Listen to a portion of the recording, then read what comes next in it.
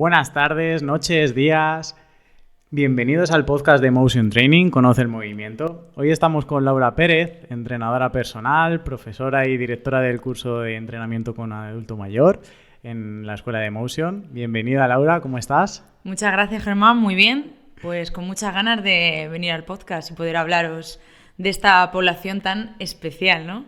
Eso es, en el episodio de hoy, como hemos anunciado y hemos introducido, vamos a hablar del entrenamiento con adulto mayor. Quizás es una población un poco olvidada en este sector del entrenamiento, del deporte, pero yo creo que es algo vital, de vital importancia que esta población a día de hoy entrene.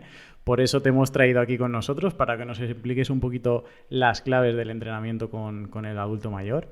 Así que, sin más dilación, vamos a empezar con este episodio que tengo muchísimas ganas, con nuestra primera sección, que es Rompiendo el Hielo. Genial. Así que, bueno, Laura, imagino que habrás escuchado los primeros episodios y esta sección es muy sencilla, te la explico muy rápido y de manera muy fácil. Quiero que me digas un ejercicio, quiero que me digas un miedo y quiero que me digas un alimento. Empieza por donde tú quieras. Creo que es lo más fácil. Para mí el ejercicio, sin lugar a dudas, para mí, a nivel personal, el fútbol es mi deporte. Vale. Ahora es verdad que estoy encaminándome un poquito más y conociendo también el mundo del CrossFit y toda esa parte. Y también me gusta, tengo que decir que tiene esa parte de que te llena, de que Cañero. Eso es. Pero el fútbol ha sido toda mi vida mi deporte, así que me mantengo en él todavía. Vale, te quedas con el fútbol. Cuéntame el alimento. El alimento me quedo con el aguacate, porque me encanta. Está muy de moda el aguacate. Está muy de moda el aguacate. Sí, que me lo ha dicho más gente, ¿no? No soy la primera. No eres la primera, pero está de moda, no sé por qué. Sí, pero es verdad que es un alimento, pues para mí, súper importante, con muy buenos valores nutricionales. Y que además puedo comerlo tanto en el desayuno como en comida, como en cenas, así que sí, me quedaría con el aguacate. Vale, vamos a por el miedo. Miedo. Ahora mismo si me dicen miedo, lo primero que me viene a la cabeza es que tras haber salido de una lesión, que me operaron hace 5 meses del ligamento cruzado anterior, lo primero que me viene a la cabeza es ese miedo a volver a lesionarme o a volver a pasar por esa fase, ¿no? Al final fue en un movimiento jugando al fútbol, en un movimiento un poco brusco, y ahora que estoy volviendo, digamos, a volver a comenzar a esa parte en la que te sientes bien, de volver a correr, de volver a empezar a tocar algo de bola, pues lo único que te diría es que mi miedo es volver a lesionarme. Y eso que estamos en el sector, sabemos todos los miedos que pueda haber, la hipervigilancia, pero está ahí. Sí, no, cuando lo padeces de manera personal, yo creo que por mucho que te cuenten, por mucho que sepas, al final es un proceso que hay que pasar, ¿no? Y es una lesión bastante dura, pero bueno, que estás en el camino. Yo creo que la primera fase es la más difícil, ¿no? Y ya la has superado. Sí, la más dolorosa seguramente, claro. Y en la que, bueno, más miedos tienes también, porque no sabes cómo va a salir la operación, cómo te vas a sentir. Y sí, digamos que ya voy bastante bien encaminada, pero bueno, hay que seguir trabajando. Poco a poco.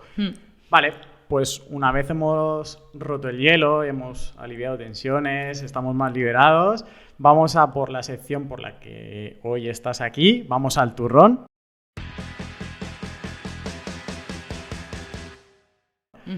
En esta sección vamos a hablar del adulto mayor, ¿de acuerdo? Entonces, para contextualizar un poco a todo el mundo que nos esté escuchando, para ti, ¿en qué franjas encuadramos a esta población?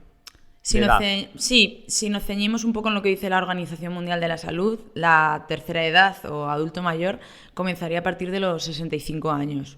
Es verdad que ya hay más estudios que nos hablan de que, bueno, también depende del contexto y de muchos otros factores, puede cambiar, ¿no? Incluso del país puede cambiar a partir de cuándo puede dar comienzo la tercera edad o esa franja del adulto mayor.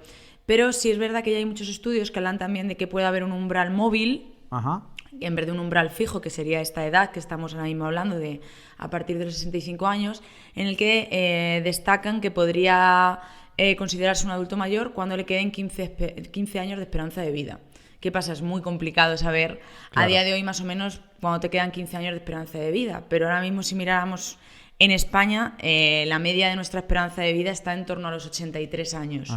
en mujeres 85, en hombres 80, entonces podríamos estar hablando en torno a los 70 años, en España más específicamente, a considerar un adulto mayor a partir de los 70, más o menos. Vale, vamos al lío. ¿Qué beneficios tiene el hecho de entrenar con esta población? ¿Tiene el hecho de que esta población entrena, realiza actividad física? Pues te diría muchos, pero para especificar, para ellos es súper importante entrenar, por ejemplo, para mí primordial la fuerza. La fuerza al final es el sustento, la mayor parte en la que se le tiene que dedicar el entrenamiento a los adultos mayores para prevenir enfermedades, para muchas enfermedades degenerativas, paliarlas o retrasarlas, como puede ser la artrosis, la artritis, osteoporosis, sobre todo muchas de las enfermedades musculoesqueléticas, ¿no? que conocemos y de las que nosotros a través del ejercicio físico podemos tratar. Claro. Y luego la parte cardiovascular, me quedaría con esas dos partes. Podemos hablar de mucho más, pero la parte cardiovascular también tiene una función muy importante en el adulto mayor, porque al final es ganar calidad de vida, igual que con la fuerza, pero además ganar años y mejorar también en la función, en este caso, de la capacidad aeróbica, ¿no? Para que puedan tener un trabajo más de resistencia a largo plazo. Vale, luego te preguntaré por este apartado más cardiovascular y nos centraremos un poco en cómo tenemos que estructurar el entrenamiento, ¿vale? Vamos, si te parece, a poner el foco en este entrenamiento de fuerza.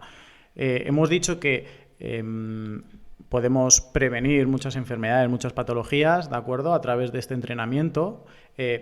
¿Cómo estructuras tú ese entrenamiento de fuerza? ¿Dónde pones tú el foco?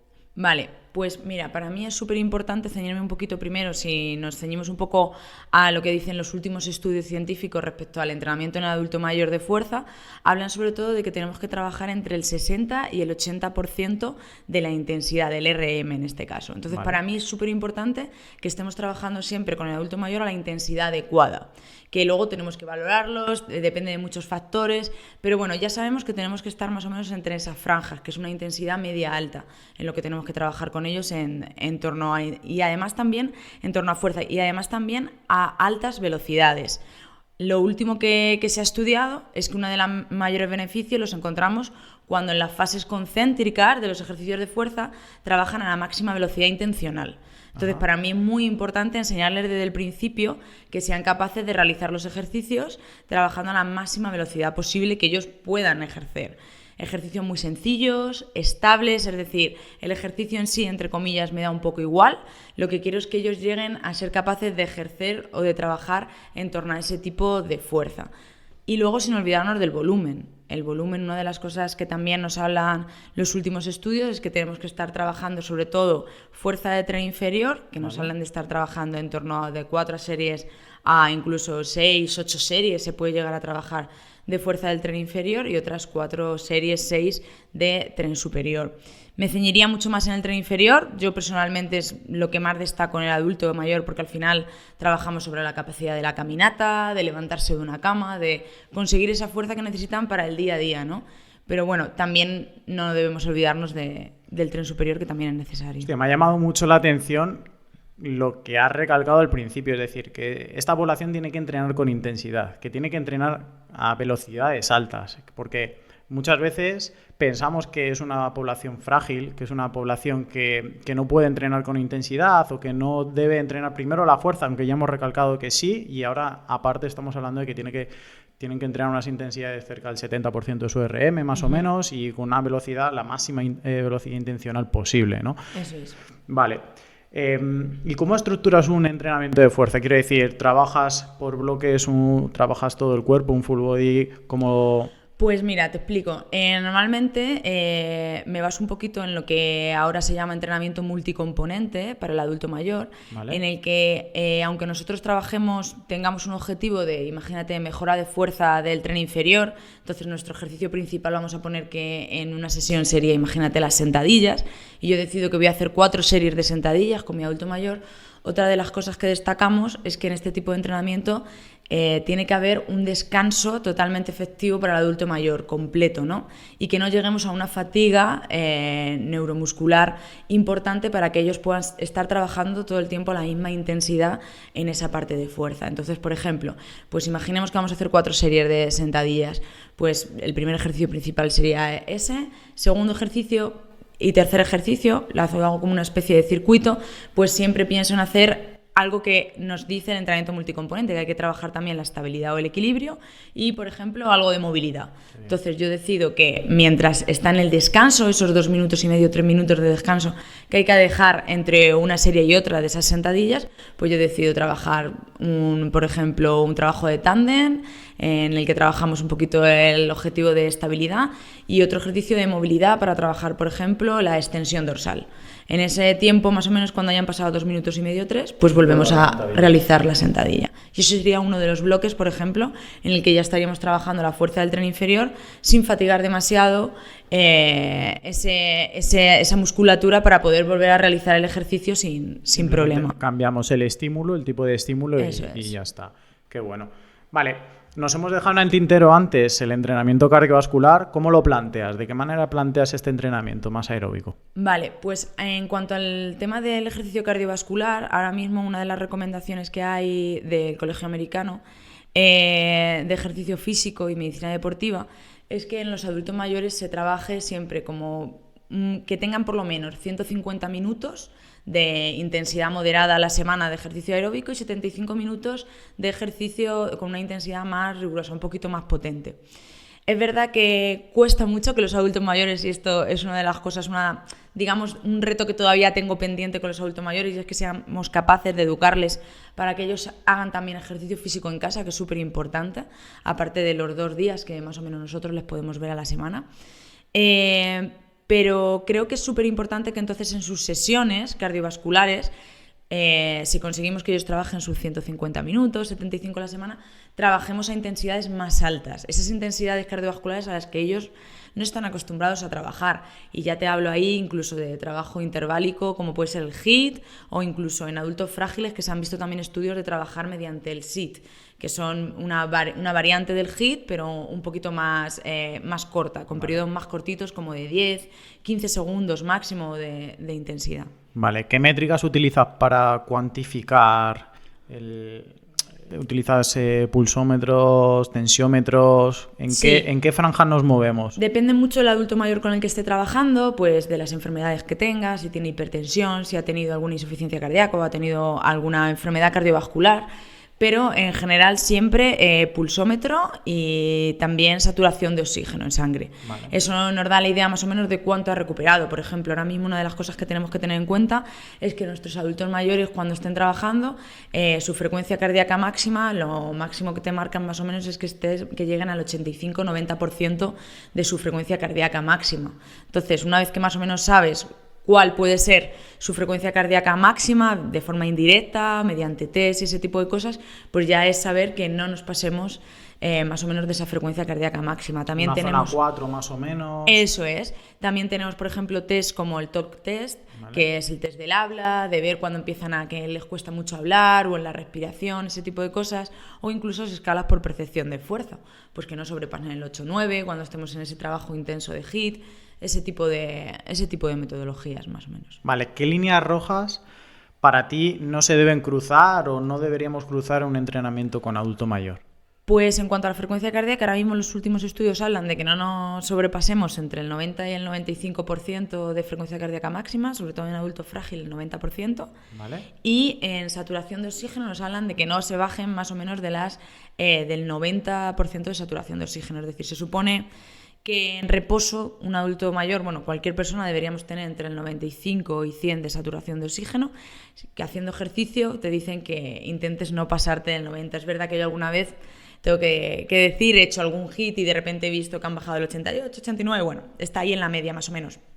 Pero que no te baje de repente a un 80 de saturación de oxígeno, se supone que son alertas de que por lo menos tienes que parar el ejercicio. Vale. Y otra cosa muy importante es que darles los descansos oportunos, es decir, en este caso, por ejemplo, hablando del entrenamiento de alta intensidad interválico, siempre hay que dejar más tiempo de descanso que el tiempo que estén trabajando a nivel de intervalos y de alta intensidad. Normalmente hablan, pues en HIIT, si están trabajando 30 segundos, pues incluso dejarles 1 minuto y medio, casi 2 minutos de descanso entre series.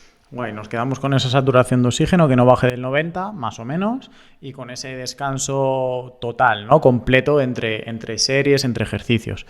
Bueno, entre ejercicios no, porque ya hemos dicho que el estímulo puede ser diferente. Puede cambiar, pero eso sí. Es. Vale. Para ti, ¿cuáles son las principales barreras? Esta pregunta siempre la hago cuando hablamos de una población en concreto o un tipo de entrenamiento. ¿Cuáles son las principales barreras a las que te enfrentas a la hora de trabajar con estas personas, con este tipo de población? Pues yo creo que la variedad de cosas que me encuentro con los adultos mayores, ¿no? La verdad que esta población me encanta porque en su día, ya desde que estaba en la universidad, me gustaba mucho el entrenamiento la idea que tenía, mejor dicho, ¿no? Porque ahí todavía no había llevado a la práctica lo que era el entrenamiento en adulto mayor, pero me gustaba la idea del entrenamiento en adulto mayor por el tema del envejecimiento, por la fisiología y por todos los contenidos que conlleva y que tienes que tener un poco en la cabeza y con los que trabajas también. En adultos mayores te encuentras desde gente con osteopenia, osteoporosis, artrosis, artritis, gente con algunas discapacidades también, incluso neurodegenerativas. Nos podemos encontrar con personas con EPOC. Entonces, es verdad que todo este mundo a mí me gustaba. Al mismo tiempo, para mí, es una de las cosas que más tengo que trabajar, ¿no? Y que me hace estar constantemente investigando o estudiando, porque siempre viene una persona nueva que es un caso diferente. Claro. Entonces, me hace que siempre tenga que estar trabajando, estudiando e investigando sobre algún concepto nuevo. Y eso al mismo tiempo me gusta. Y también, o sea, este tipo de personas, por cultura antes, el deporte se practicaba bastante poco y de manera voluntaria, entrenar, simplemente por salud, era algo que no se llevaba.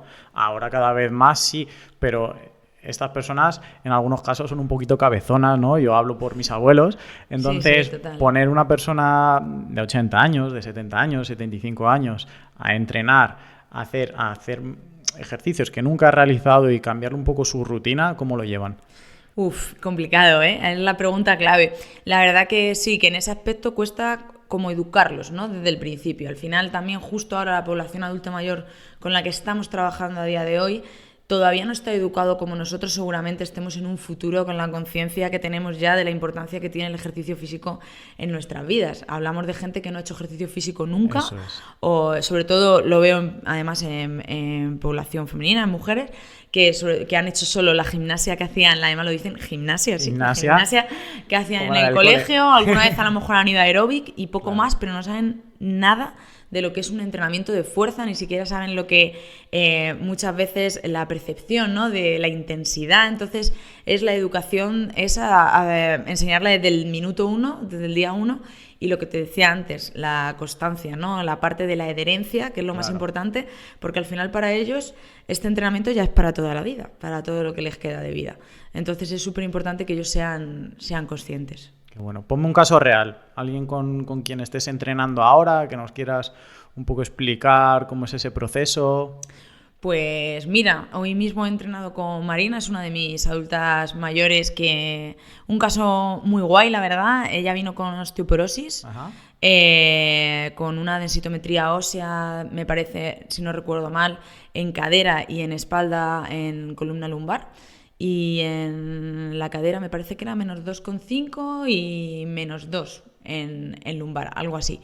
Y la verdad que después de casi 2 años, que ella vino después del COVID, 2021 a mediados o así, que la conocimos, hemos ido progresando muchísimo. Una señora que no había hecho nunca ejercicio físico, a trabajar con ella respecto a esta enfermedad, pues foco sobre todo en el entrenamiento de fuerza, en el entrenamiento de impacto para esos receptores de osteoblastos, osteoclastos que tienen que estar ahí trabajando. Y la verdad que es súper bien, ha mejorado muchísimo.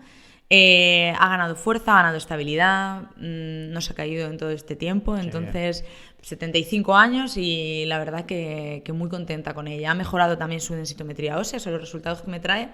Pues no han empeorado y van mejorando muy poco a poco, pero van mejorando. Entonces yo feliz. Qué bueno. Cuéntame, ¿has entrenado con ella esta mañana, no? He entrenado con ella esta mañana. ¿Qué has hecho con ella? Pues mira, esta mañana justo hemos hecho un primer bloque en el que hemos trabajado fuerza unilateral, en el que hemos hecho un split búlgaro. Ahí, por ejemplo, ella no tiene muchísima estabilidad, entonces hemos trabajado simplemente con su propio peso corporal, que mejorara de rango de movimiento, es decir, que fuera capaz de bajar un poquito más, ceñirse al rango, pero siempre las subidas intentábamos meterle la velocidad posible dentro de lo que ella podía. Eso es, ser estable. Hemos hecho 3 series de ese ejercicio que hemos combinado con otros ejercicios de movilidad y de fuerza de tren superior. Y en la segunda parte, en el segundo bloque, hemos metido un trabajo mucho más intenso, en el que hemos trabajado más el impacto y hemos hecho saltos unilaterales a un cajón de 15 centímetros, muy pequeñito, pero en el que para ella ya es un reto tener que saltar sobre una pierna ahí y además tener que amortiguar, absorber bien, mantener la triple alineación, es decir, cositas que para ella son un reto muy importante. Y en los descansos pues hemos estado trabajando sobre todo movilidad y también estabilidad. Así Qué que bueno. muy bien. Completito. Sí. Vamos, ese entrenamiento te lo firmo yo. Con esto quiero decir que hay veces que nos ponemos barreras previas a un entrenamiento, pues simplemente por trabajar con un tipo de población y al final realmente están haciendo un entrenamiento bastante completo y de buena calidad. Muy complejo. De hecho, respecto a eso, es muy importante destacar que hay muchas veces que queremos, pues, un poco, según lo que tú me decías, ¿no? Que nos creemos que el adulto mayor tiene que hacer simplemente ejercicios de mover un brazo hacia arriba, otro brazo, una pierna, tal, pues bueno, ejercicios que poco a poco yo creo que han ido cambiando y que irán cambiando, la importancia que tiene ya el entrenamiento de fuerza y de alta intensidad en general cardiovascular también en adulto mayor, pero que hasta ahora pues tenían ejercicios en los que ellos creían que era simplemente de ocio, lúdico, que también es muy importante esa parte, ojo, que es muy importante el trabajo en grupo, que ellos se diviertan, que lo pasen bien, porque es lo que va a crear adherencia, ¿eh? Como en todos los sectores, vaya. Eso es. Pero que no nos quedemos con que solo se diviertan, sino que tengan un trabajo importante en su condición física. Vale. Por ir zanjando un poco ya esta parte más central de la entrevista, del episodio, para ti, ¿qué líneas de investigación crees que se deben de abrir o donde podemos poner o debemos poner el foco en el futuro con esta población cuando hablamos de entrenamiento?